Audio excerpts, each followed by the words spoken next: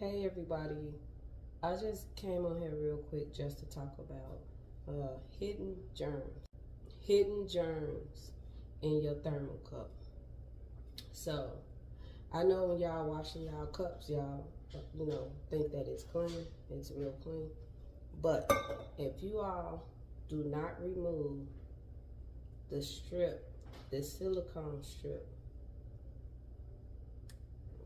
you have to take this out.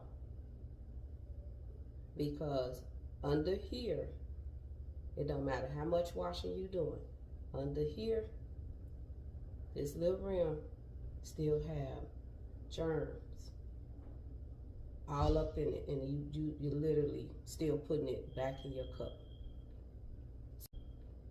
So take it off, clean this rim, clean the silicone strip real good, clean this real good, and then just put it back on. But make sure it comes off. You have to make sure it comes off. And then, see, now everything is clean.